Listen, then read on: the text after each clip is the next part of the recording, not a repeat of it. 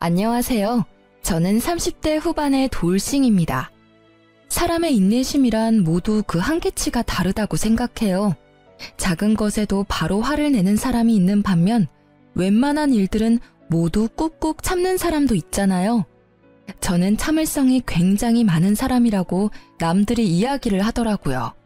남들에게는 그렇게 보이지만 정작 저는 참을성이 많다기보다는 굳이 크게 신경을 쓰지 않는다에 더 가까운 것 같아요. 수동적인 사람은 아니지만 조금 힘든 부탁을 받아도 왜 나한테 시키냐라는 생각보다는 성취감을 더 느끼는 편이거든요. 그런데 그런 저에게도 참을 수 없는 일이 있더라고요. 그리고 그 일 때문에 저는 이혼을 하게 됐고요. 10년이 넘는 결혼 생활을 뚝 잘라버린 건 아깝다고 생각할 수도 있겠지만 저에게는 속 시원한 일이었어요. 이혼 전에는 저도 어디에나 있는 며느리였어요.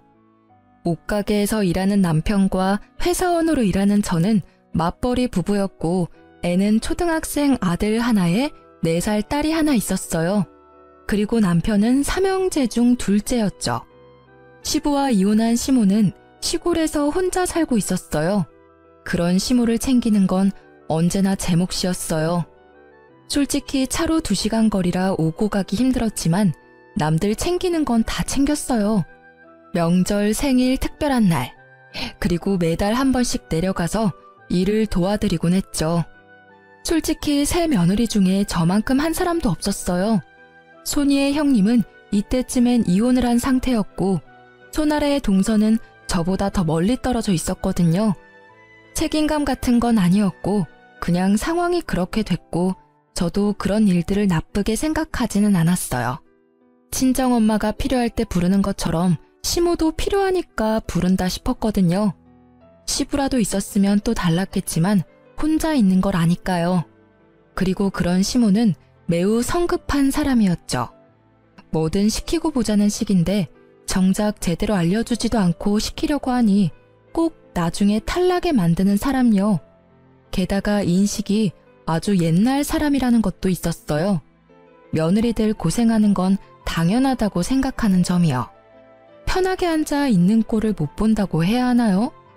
추석 명절에 새 며느리가 전 부쳐놓고 준비 다 해놓고 믹스 커피라도 한잔 할라 치면 꼭 그 이야기를 하는 거예요. 앉아 있을 시간 있으면 나가서 밭이라도 가꿔라. 여자 셋 모여서 할 일 없이 노닥거리는 게 웬 말이냐? 호시절이야 호시절. 어디 며느리가 시모 앞에서 노닥거리며 쉬는 꼴을 보여? 이런 시모의 말투와 행동을 못 버틴 게 첫째 형님이었죠. 시모가 가장 자주 불렀고 마치 식모처럼 부렸다고 하더라고요. 형님의 말로는 우리 집에서 키우는 가축한테도 그렇게 못할 거야 라더군요. 저도 전에 들은 바라 그게 어떤 건지 몰랐지만 형님이 이혼하고 나서 그 말의 뜻을 이해할 수 있었어요. 시모는 마치 저를 고용된 직원처럼 부려먹더라고요. 아니, 직원이면 편의를 봐주기나 하죠. 이건 뭐 편의조차 없는 일방적인 명령, 화냄, 질책의 연속이랄까요? 솔직히 이때쯤에는 형님의 마음이 100번, 1000번 이해가 가고도 남았어요. 집이 멀어도 시모의 부름은 멈추지 않았죠. 결국 주말마다 저를 부르기 시작하더라고요. 갈 때마다 청소와 밭일을 시키는데 가지 못한다고 하면 그 주 내내 남편을 닥달하는 거예요. 그러면 또 제가 보다 못해 가야 하는 거고요. 남편은 주말 장사가 더 잘 되니 같이 갈 수 없었고 결국 저는 아들과 딸을 친정에 맡겨놓고 시모일 거들러 주말에 시골을 내려갈 수밖에 없었죠. 그날은 제게 냉장고 청소를 맡기더라고요. 일단 안에 있는 내용물을 다 빼내야 하니 김치 냉장고에 고개를 숙여 김치통을 꺼내 들었어요. 생각보다 무거워서 끙끙대고 있다가 한 번에 훌쩍 들어 올렸는데 무게중심을 잃고 뒤로 한 발짝 디뎠어요. 그런데 디딘 곳에 미끄러운 뭔가가 있더라고요. 그걸 밟고 뒤로 넘어진 저는 뒤쪽에 있던 선반에 엉덩이를 부딪히고 말았어요. 그런데 너무 아픈 거예요. 진짜로 눈앞이 번쩍하는 통증에 들고 있던 김치통까지 떨어뜨리고 통증을 줄이기 위해 앞으로 고꾸라지듯 허리를 숙였어요. 엉덩이가 너무 아파서 견딜 수가 없는데 큰 소리에 뛰어온 시모가 한심하다는 얼굴로 쳐다보며 말하더라고요. 일하기 싫어서 요령 피우는 거 봐라. 요새 며느리들은 왜 이렇게 일하기 싫어하는 거냐? 빨랑 안 일어나? 안 아픈 거 다 알아. 어디서 이런 야가 빠진 것들만 데려와가지고는. 그렇게 막말을 던지는데 사실 이때는 화를 낼 상황도 아니었어요. 너무 아파서 정신이 없었거든요. 그런데 그때 제 발 쪽에 있는 수건이 한 장 보였어요. 아까 전에 시모가 청소하라며 던져준 마른 행주였어요. 딱 보니 제가 밟고 넘어진 게 이 행주 때문이었더라고요. 결국 저는 주섬주섬 일어나 가방부터 집어들고는 시모에게 말했죠. 너무 아프니까 병원 좀 다녀올게요. 아이고, 병원은 무슨. 걸을 수 있으면 안 아픈 거야. 꼴랑 선반에 박아놓고는 무슨. 저는 시모의 반대에도 동네 병원으로 향했어요. 뒤에서 시모가 소리를 지르는 것이 들렸지만 그 말을 듣고 있기엔 너무 제가 아팠거든요. 병원에 가서 엑스레이를 찍었는데 의사가 의아하게 보더라고요. 일단 엑스레이상 골절을 확인하기가 어렵다고 했어요. 부위로 보면 꼬리뼈랑 엉덩이뼈 쪽인데 옆에서 보면 약간 울퉁불퉁해 보이는데 그게 골절이 됐는지 안 됐는지는 이걸로는 보기 어렵다고 하더라고요. 그러면서 통증이 계속 있으면 CT를 촬영하라고 하더군요. 저는 골절이 아니길 바라며 일단 진통제를 받아 시댁에 돌아왔어요. 병원에서 별거 없대지? 거 봐라. 꼴랑 약 한 봉지 들고 올 거 뭐하러 병원까지 가서 돈을 써. 돈이 남아 도는구나. 일하기 싫으면 그냥 올라가. 사람 복장 터지게 만들기 전에. 내 자식이지만 어디 가서 저런 것들만 구해오니. 속에서 천불이 나. 그 말에 저는 시모에게 고개로 인사를 하고 차에 타고 집으로 돌아갔어요. 정말로 싸울 힘조차도 없었거든요. 차에서도 앉아있는 내내 엉덩이가 너무 아파서 악셀 브레이크 밟는 것도 힘들었거든요. 그나마 길이 잘 닦여 있어서 덜 힘들었지 만약 길이 험했다면 참지 못하고 내려야 했을지도 몰라요. 그날 저녁에 결국 저는 알아 누웠어요. 엉덩이가 아팠으니 배에 베개를 대고 엎드려 있었죠. 도저히 애를 볼 상황이 안 돼서 애들을 친정에 맡겨두고 혼자 끙끙대고 있는데 저녁 늦게 남편이 왔더라고요. 그런데 오자마자 화부터 내는 게 아니겠어요? 당신 도대체 오늘 무슨 일이 있었길래 엄마가 전화와서 난리야. 아니, 일 안 하고 싶으면 처음부터 내려가지를 말지. 왜 내려가서 또 이런 성가신 일을 만들어? 엄마 성격 알면서 꼭 이렇게 부스럼을 만들어야 돼? 나 아픈 거 안 보여? 아파서 집에 왔는데 그게 문제야? 게다가 다친 건 어머님 탓이 더 크다고. 나한테 소리치기 전에 제대로 알아보고 소리쳐. 아니 뭘 어떻게 다쳤다고 그렇게 끙끙대? 엄마 말로는 단순 타박이라는데 뭐가 그렇게 아픈데? 엉덩이 크게 부딪히지도 않았다며. 병원도 갔다 왔고 입원하라 소리도 없었다는데 그냥 일 좀만 해주고 오면 될 일 아니야? 아무리 일이 하기 싫다고 해도 이러면 엄마도 빈정상하지. 나 진짜 아프다고 말했지. 그리고 어머님이 수건을 밑에 던지지만 않았어도 내가 그거 밟고 넘어지는 일은 없었을 거라고. 넘어진 게 내 탓이니? 그리고 내가 아픈데도 무거운 거 들었다 놨다 하는 일을 해야 해. 그러다 내 몸 골병 나면 애들은 누가 보고 일은 어떻게 해. 남편은 제 이야기에도 전혀 공감하지 않더라고요. 딱 보니 제가 단순 타박이라는 생각 때문에 더 쉽게 보는 것 같더라고요. 그런데 통증이 전혀 가시질 않고 더 심해져서 결국은 다음날 병원을 방문하게 됐어요. CT를 찍었더니 청골이라는 엉덩이뼈가 골절이 돼서 앞뒤로 갈라져 있더라고요. 병원에서는 입원을 해도 고정 같은 건 못하고 하루 한 번 물리치료는 받을 수 있다고 하더라고요.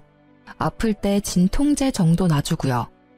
다른 부위면 깁스를 하거나 수술을 할 텐데 엉덩이뼈는 그냥 그대로 낫게 두는 수밖에 없다고 하더라고요.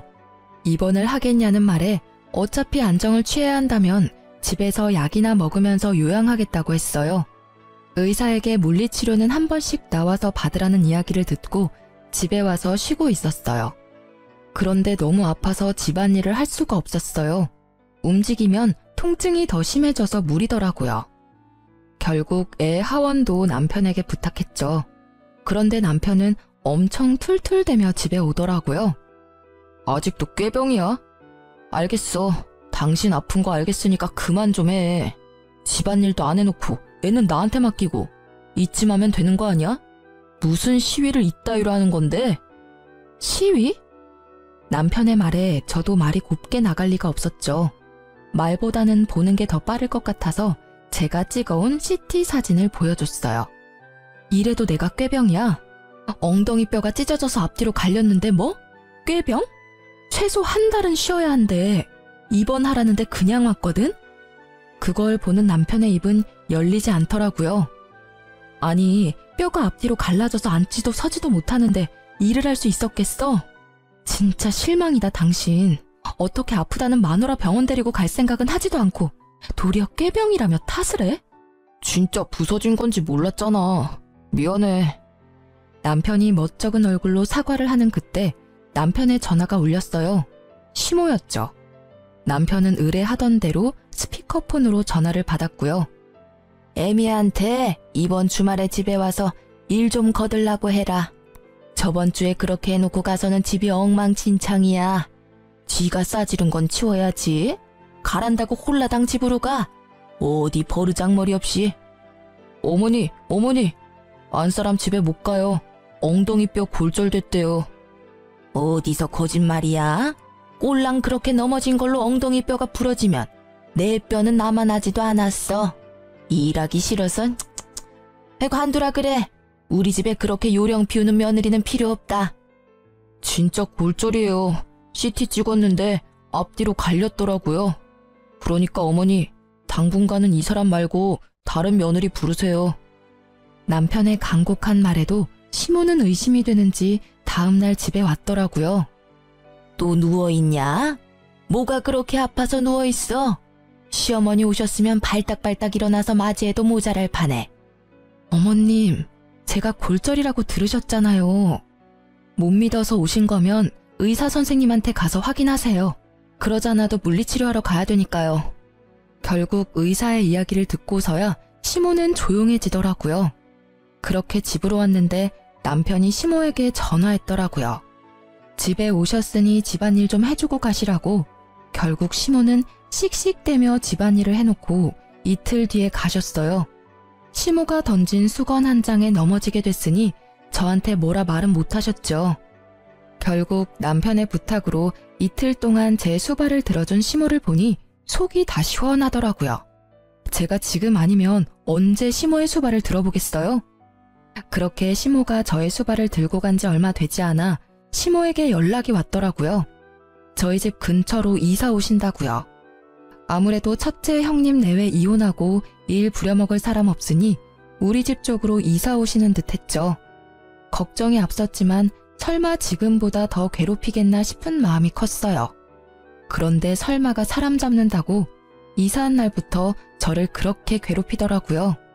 저녁 시간 주말 할 것 없이 제가 일을 하지 않는 시간만 골라서 저를 불러내더라고요. 이유도 다양했어요. 집 청소, 요리, 짐꾼, 행사, 수발 등등등. 저는 화가 날 대로 났지만 참았어요.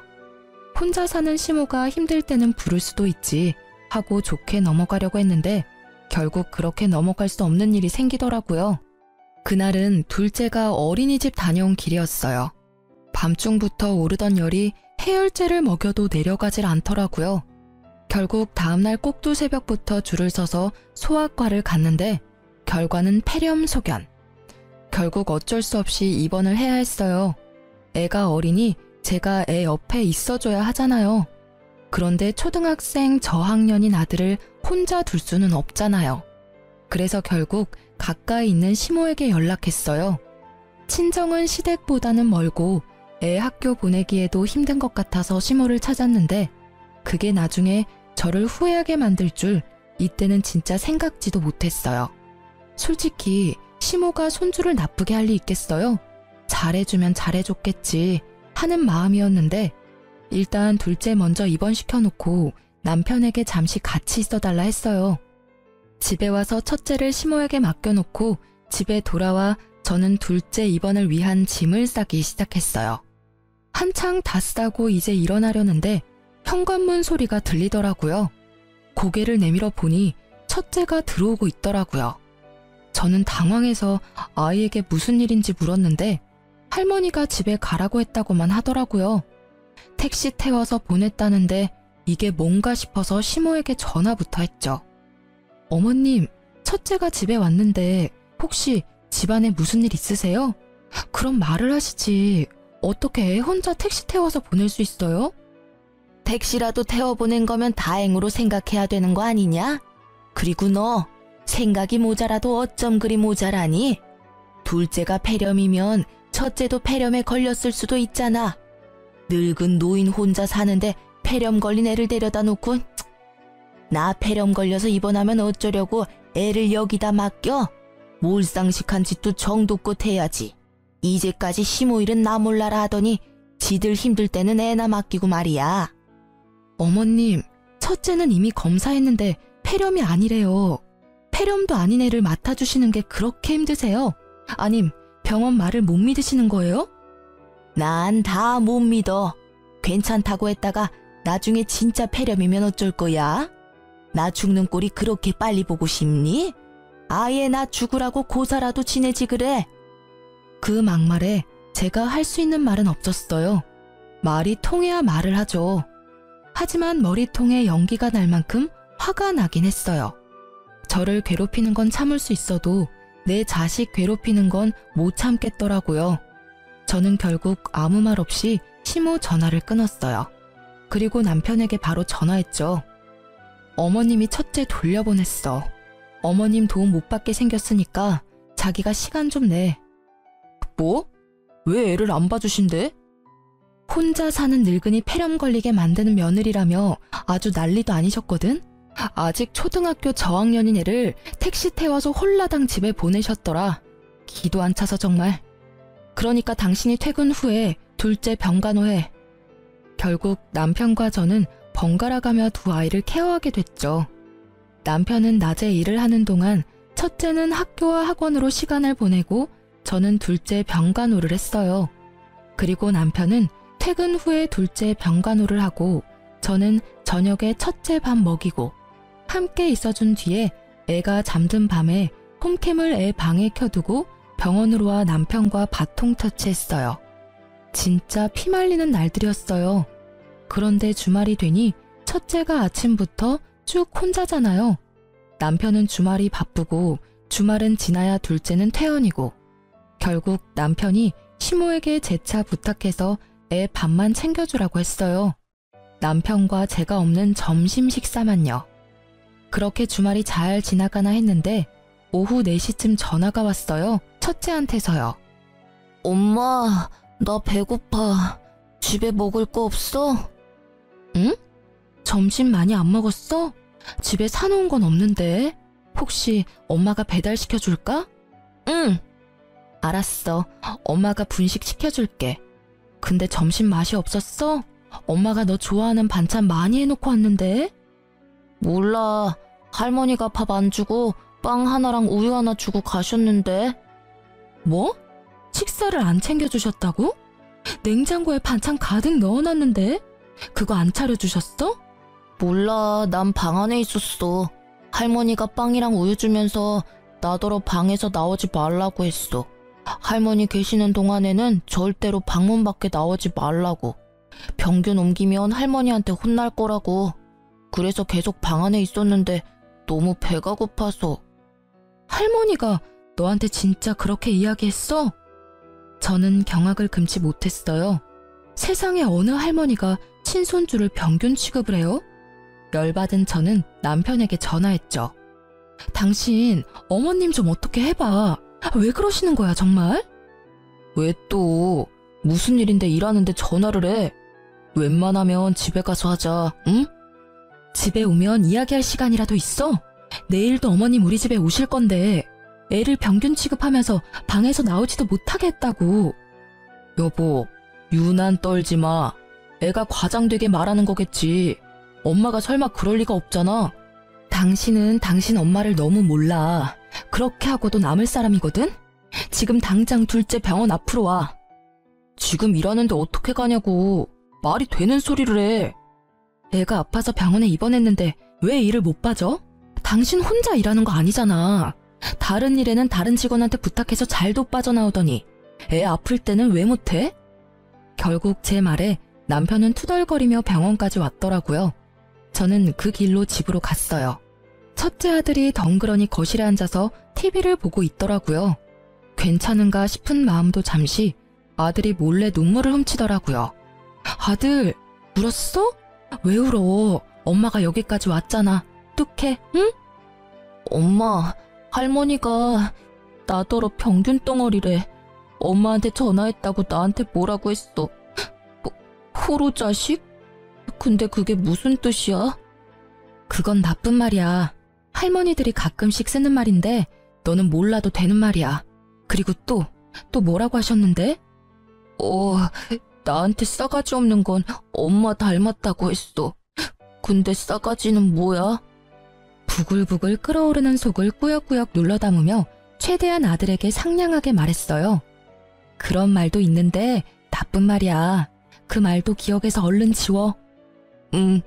그리고 애탁해서 꼴도 보기 싫대. 애탁? 그게 무슨 뜻인지 몰라서 잠시 생각하던 제 머릿속에 떠오른 단어가 하나 있었어요. 외탁을 했다는 말. 첫째가 저를 닮아서 보기 싫다는 말이었겠죠.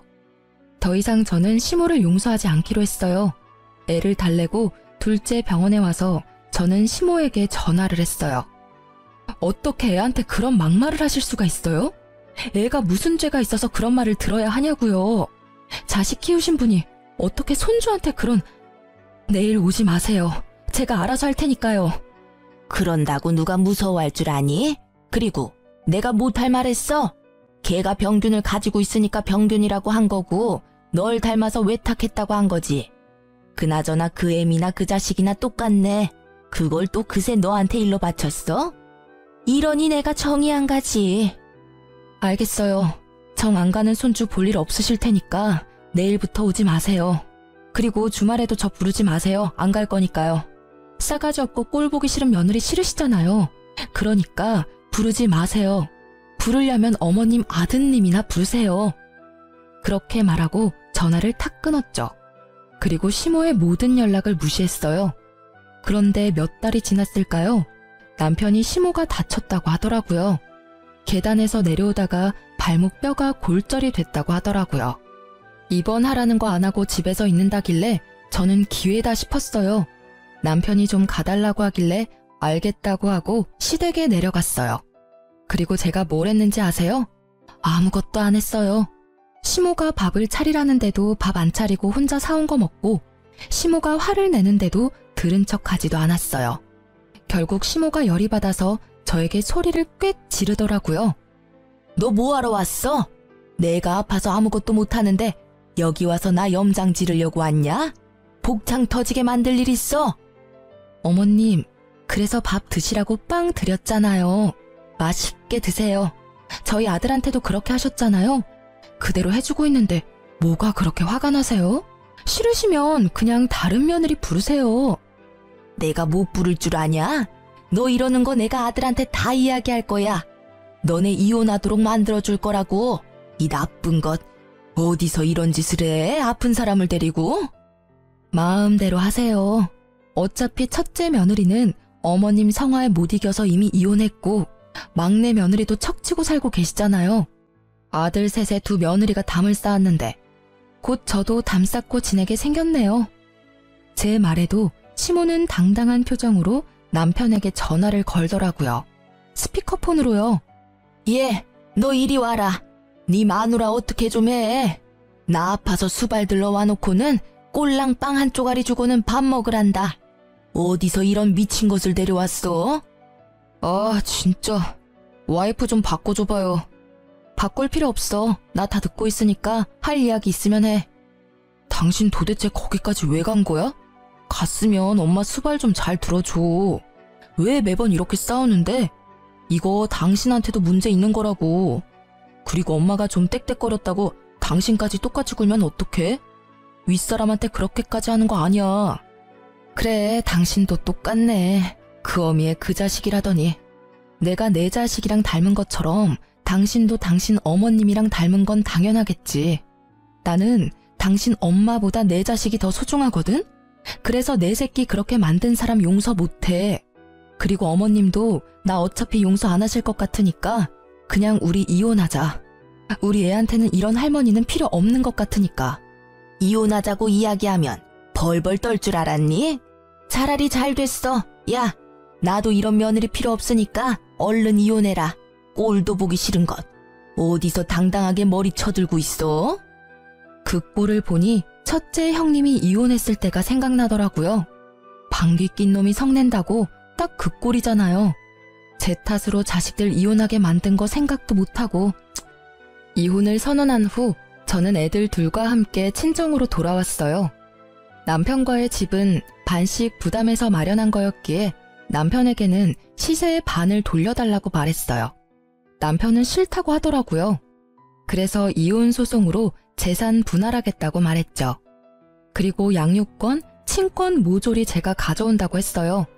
시모의 행동으로는 애들이 상처받을 게 뻔하니까요. 애들 물건까지 싹 다 들고 나온 것을 확인한 남편이 그제야 제가 진심이란 걸 깨달은 모양이더라고요. 이혼하잔 말이 겁주려고 내뱉은 말이 아니란 걸 이제 알았나 봐요. 설 명절이 다가오는데도 제가 집에 들어가지 않자 그제야 친정으로 찾아왔어요. 당신 진짜 이혼할 거야? 다시 생각해봐. 애들은 어쩔 건데? 당신 혼자 애들 키울 수 있어? 그거 여간에서는 못하는 일이라고. 이혼은 좀 아니잖아. 늙은 노인이 하는 말에 그렇게 휘둘릴 필요 있어? 나는 이미 당신 어머님한테 실망했어. 그리고 어머님 편만 드는 당신한테도 실망한 지 오래됐지. 나는 나 괴롭히는 건 참을 수 있어. 이제껏 잘 참았으니까. 그런데 내 자식한테 모질게 대하는 건 절대 못 참아. 어떻게 친할머니가 손주한테 그런 행동을 해? 그런 말을 어떻게 하느냐고. 그거야 어머니가 잘못했지. 그래도 그걸 굳이 곧대로 받아들이는 것도 좀. 내가 받아들여야 하는 거였으면 흘려들었겠지. 근데 애잖아. 애는 무슨 죄가 있어서 그런 소리 듣고 상처받아야 하는데. 결국 제 말에 할 말이 없어진 남편이 입을 꾹 다물더라고요. 그때 제 폰으로 연락이 왔어요. 저는 전화를 받았죠. 형님, 저 막내예요. 혹시 이번 설에 어떻게 하실 거예요? 오실 수 있어요? 미안해 동서. 나 이혼하기로 했어. 이제 그 집안 사람 아니니까 설에 내려가는 건 알아서 결정해야 될 것 같아. 어머님이랑 무슨 일 있으셨죠? 저 진짜 미치겠어요. 형님이 없으니까 저한테 매일같이 전화 오셔서 며느리 잘못 봤다면서 늙은 노모 모시지도 않는다고 난리를 치시느라.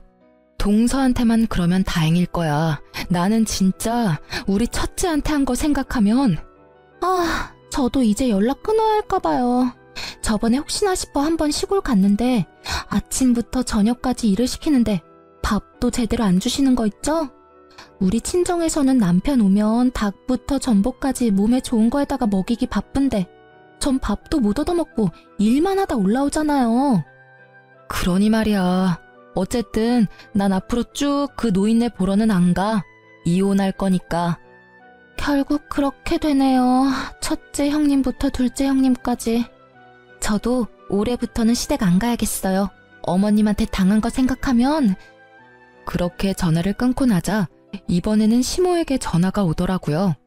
전화를 받지 않으려니 눈앞에 있는 남편이 훤히 보여 차라리 전화를 받고 제 의지를 보이는 게 낫다고 생각했어요. 네. 그래, 너 이번 설에 내려오너라. 네가 잘못한 거는 내가 다 덮어줄 테니까. 어차피 이혼하고 나가봐야 너만 고생 아니냐? 이혼하지 말고 이번 설에 내려와. 거의 명령조였어요. 제가 마치 무조건 받아들일 것처럼 말하더라고요. 그때 남편이 한마디 하더라고요. 만약에 이혼하면 애들은 내가 데리고 갈 거야. 다른 사람 손에 크는 거 난 못 봐. 당신은 애들 보기 부끄럽지도 않아? 어떻게 애들 할머니랑 싸우고 이혼한다고 할 수가 있어. 시어머니한테 못하는 것도 자랑이야? 제가 뭐라고 맞받아치려는데 옆에 있던 아들이 제 옷자락을 꾹꾹 잡아당기더라고요. 애 앞에서 이렇게 싸울 일이 아니라고 생각하면서 첫째를 달래려던 그때 첫째가 한마디 하더라고요. 아빠랑 엄마랑 헤어지면 나 아빠 따라가야 해. 아빠 바쁘면 나 또 할머니랑 있어야 하는데. 나 할머니 집에 보낼 거면 나는 아빠랑 같이 안 살고 싶어. 그 말에 남편은 꿀먹은 벙어리가 됐죠. 전화를 통해서 첫째의 이야기를 듣고 있던 시모는 노발대발하며 소리 지르더라고요. 이 싸가지 없는 놈. 며느리 네가 애를 저렇게 싸가지 없는 놈으로 키웠어. 어디 어른 앞에 두고 못하는 말이 없어? 애한테 소리 지르지 마세요. 아들, 외할머니 방에 가 있어. 애를 안방으로 보내놓고 제가 남편에게 말했어요. 애들 마음에 얼마나 상처가 컸는지 이제 알겠지? 당신도 눈이 있고 귀가 있으면 이제 그만 좀 잘 살펴보라고. 저 작은 애도 제 할머니 집에 안 가려고 난리잖아. 저 애 데려가서 행복하게 키울 자신 있어? 애가 벌써 불행한데. 미안한데 나 이혼 번복 안 해. 그리고 애도 못 데려갈 거야. 애 데리고 가겠다고 하면 끝까지 싸울 거니까. 결국 제 말에 남편은 집으로 돌아갔죠. 그리고 이혼 소송도 마무리가 잘 됐죠. 제가 시모에게 당한 일들로 인해 제게 좀 유리하게 됐어요. 게다가 당연히 애들 친권과 양육권도 제가 가져왔고요. 그런데 이혼 후 동서에게 연락을 받았어요. 형님, 잘 지내세요? 저도 이혼하게 됐어요. 어머님이 하나뿐인 며느리 감싸줄 줄 알았는데 더 부려먹으시더라고요. 게다가 조금이라도 바른 소리 할라치면 두 형님들 욕을 하면서 저한테 똑같은 년이라고 막말을 하시는데 어떻게 그걸 당하고 사셨나 몰라요. 남편에게 이야기했더니 엄마가 원래 그런 성격인 걸 어쩌냐네요. 참나. 내 편 들어줬으면 시댁이랑 인연 끊고 남편이랑 잘 살아보려 했는데 세상 일 제 맘대로 되는 게 하나도 없더라고요. 그리고 혹시 아세요? 고부 갈등으로 이혼하는 거면 시모한테 위자료 청구도 된대요. 전 제가 당한 일 다 증거 모아서 위자료도 청구했어요. 동서의 말에 저는 웃을 수밖에 없었어요. 형제 셋이 나란히 시모를 이유로 이혼하게 된 것이 너무 웃기더라고요. 결국 돈까지 뜯기고 며느리들은 모두 이혼하는 상황이 되니 지금은 더 이상 삼형제 중 그 누구도 시댁에 들리지 않는다더군요. 참 꽃이다 했어요. 이혼 후에 저는 친정과 가까운 곳에 자리 잡고 애를 키우고 있었어요. 친정 부모님의 도움을 많이 받았어요. 애들은 친정엄마와의 사이에 애착이 잘 형성되었던 터라 부모님에게 뭔가 해드리고 싶은 마음으로 여행을 갔어요. 그런데 여행지에서 돌아오다가 엄마가 돌뿌리에 걸려 넘어져 대퇴골 골절로 요양병원에 단기 입원하게 됐어요. 3달간의 치료가 끝나면 집으로 다시 모셔가려고 했죠. 친정엄마 입원 후 2달 동안은 매일같이 친정엄마를 보러 갔어요. 그리고 매주 주말에는 오빠 내외와 함께 애들 둘을 데리고 함께 병문안을 갔죠. 그렇게 퇴원을 2주 앞두고 주말에 가족 다 같이 엄마 면회를 가던 날이었어요. 병실에 들어가다가 저는 깜짝 놀라 멈췄어요. 그 방에 전 시모가 앉아있는 게 아니겠어요? 이게 무슨 일인가 싶었는데 아들이 아무것도 모른 채 들어오다가 전 시모의 얼굴을 보고는 제 뒤로 후다닥 숨어버리더라고요. 저 망할 놈. 넌 할머니한테 인사도 안 하냐? 예의는 어디 갖다 팔아먹었어? 어? 여전히 싸가지 없는 걸 보니 네 엄마가 아주 잘 키우고 있나 보다. 응. 그 빈정거리는 말투에 그 카랑카랑한 목소리. 전혀 예전과 달라진 게 없는 모습을 보니 오랜만에 가라앉았던 화가 솟구치는 기분이었어요. 아니 왜 남의 귀한 손주한테 소리 질러요?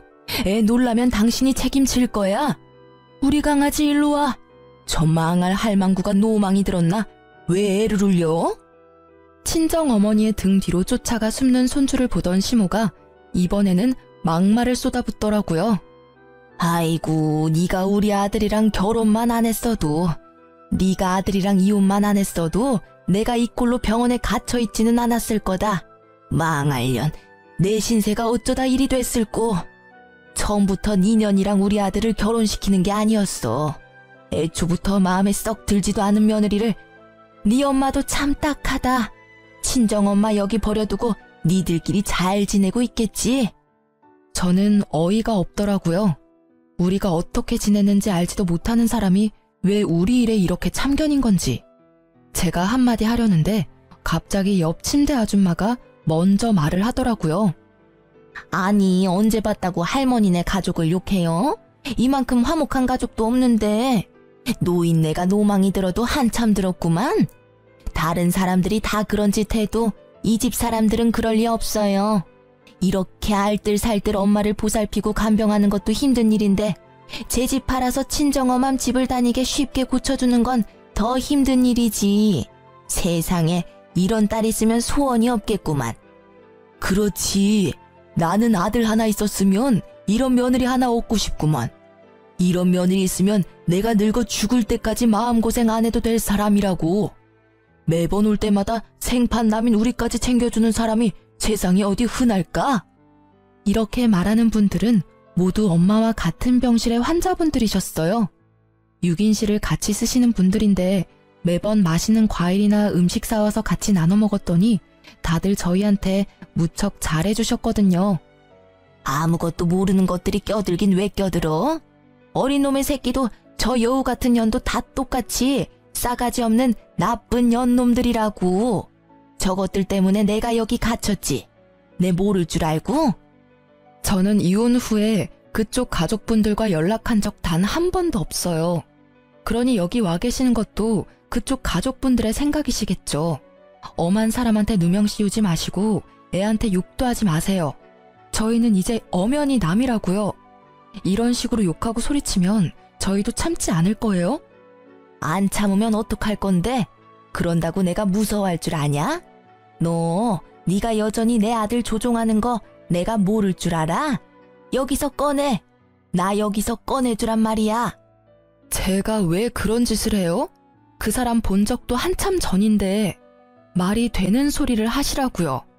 이러니 며느리가 셋이나 도망가죠. 그리고 자식들도 돌보고 싶겠어요? 본인한테 물으세요. 어머니가 하신 행동이 지금 이 상황을 만든 거니까. 이혼한 지 도대체 얼마나 지났다고 생각하세요? 이미 완전 남남이라고요, 남남. 결국 빈정상한 우리는 2주가 남았지만 같이 있을 수 없다는 생각에 퇴원수속을 밟기로 했어요. 그런데 퇴원수속 밟는데 전 남편이 들어오더라고요. 서로 깜짝 놀랐죠. 당신 어머니 들어오신 지 며칠 되지도 않는데 퇴원해? 우리 때문이라면 걱정 마. 지금 퇴원수속 밟고 있으니까. 그런 거 아니야. 병원에서 폭력성 있는 노인은 안 된다고 하는 바람에 다른 곳으로 옮기는 거야. 아, 같은 병실에 있는 할머니 한 분을 밀쳐서 넘어뜨렸더라고. 참 여전하시네. 사람 변하기 힘들다고 하지만 며느리가 셋이나 떨어져 나갔는데도 전혀 바뀐 게 없으셔. 우리도 그것 때문에 힘들어 죽겠어. 당신한테는 참 못할 짓 했지. 그리고 그걸 이제야 알아차린 것도 미안하고. 이제야 알아차린 거야? 당신도 참 늦다. 어떻게 이런 사태를 여태껏 모를 수가 있어?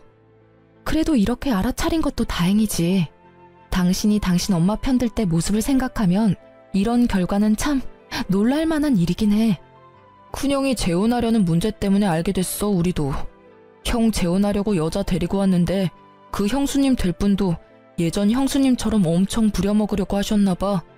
근데 그 형수님도 보통 분은 아니라서 결국 엄마랑 연 안 끊을 거면 자기랑 끊어야 한다고 하는 바람에 형도 재혼에 다시 실패했거든.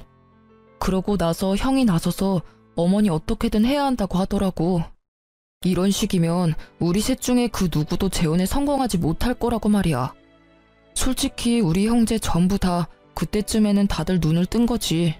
어떤 게 좋을까 고민했는데 삼형제 중 누구도 어머니를 맡으려는 사람이 없어서 결국에는 어머니 집 처분하고 돌아가실 때까지 요양원에서 모시자 라는 결론이 됐고, 전 남편은 부끄러운 건지 괴로운 건지 연신 얼굴을 쓸어내리며 말하더라고요. 하긴 저런 상태의 사람을 집에서 케어하긴 힘들 테니까. 제가 사무실 밖에 있는 전시모를 힐끔 쳐다보며 말했어요. 전시모는 애먼 사람을 붙잡으며 화를 내고 있더라고요. 전화도 안 받고 병문안 한 번도 안 오던 놈. 네가 자식이야? 나 집에 갈란다. 집으로 보내줘. 왜 나를 여기다 처박아 놓냐고. 여태껏 우리 탓, 이제는 없는 며느리 탓만 하셔. 그때 당신 말 들었으면 우리가 헤어질 일도 없었을 텐데. 그땐 내가 왜 그랬는지. 후회하지 마. 난 지금 잘 살고 있어. 당신도 앞으로 잘 살아. 그때 한 당신 선택이 지금 당신을 만든 거니까. 나한테도 과거 이야기 꺼내지 말고. 전시모가 어떻게 살아왔는지 눈에 훤하더라고요. 사람을 칼같이 쳐내며 좋으실 대로 살아오셨으니 옆에 버틸 사람이 없는 거겠죠. 그렇게 시모가 사무실 밖에서 집에 가고 싶다고 외쳤지만 결국 다음 목적지는 다른 요양원이더라고요. 마지막까지 시모는 자기 잘못을 모르더라고요. 아들들에게 배신당한 것을 이제는 없는 며느리 탓을 하는 걸 보니 말이에요. 집도 처분당해서 나가더라도 갈 곳이 없을 텐데 저리 집에 가자고 용을 쓰다니. 그 집에는 더 이상 자신을 그리워할 사람이 아무도 없다는 걸 아직까지 믿지 못하더라고요. 그렇게 전 남편과의 짧은 재회 후 저는 다시 일상으로 돌아갔어요. 아이 둘은 제법 컸고 재혼 생각은 아직 없지만 좋은 만남을 이어갈 사람도 생겼어요. 그렇지만 어떤 이유에서건 제 아이들을 상처받게 할 사람들과는 인연을 맺고 싶지 않은 게 제 마음이에요. 친할머니에게조차 남보다 못한 취급을 받은 아이들에게 더 이상 상처를 주고 싶지 않아서 남들보다 더 신중해질 수밖에 없더라고요. 제가 제 삶을 찾아가는 건 아마 아이들이 지들 인생을 찾아 독립을 하고 난 뒤일 거예요. 어떤 사람들은 그게 늦다고 생각할지 모르겠지만 저에게는 그게 제일 좋은 선택이라는 생각이 들거든요. 이렇게 글을 쓰고 보니 저도 참 순탄치만은 않은 인생을 살아왔다는 걸 실감하게 되네요. 누가 이런 경험을 할 수 있겠어요? 물론 돈 주고도 하고 싶지 않을 경험이긴 하지만 3명의 며느리를 이혼시키는 시모라니. 예전에는 치가 떨릴 만큼 싫었는데 지금은 참 대단한 사람이라는 생각이 들어요. 어떻게 살아오면 그런 사람으로 완성되는 건지. 이 글을 쓰면서 예전의 일들을 꺼내보는 것은 그리 즐거운 일은 아니었지만 이왕 꺼낸 김에 이 글을 읽는 분들이 함께 욕하고 화내주시면 제게 큰 위로가 될 것 같아요.